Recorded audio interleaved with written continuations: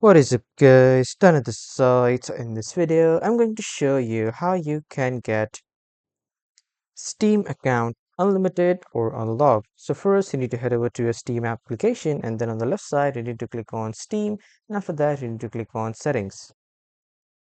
And in the settings you just simply need to click on add funds here, and here the new add funds window will open. So to make your Steam account unlock, you first need to add some funds. So let's go with the minimum funds. So at the top you will see the minimum funds. Simply click on add funds, and after that here you will see the checkout.steam powered page.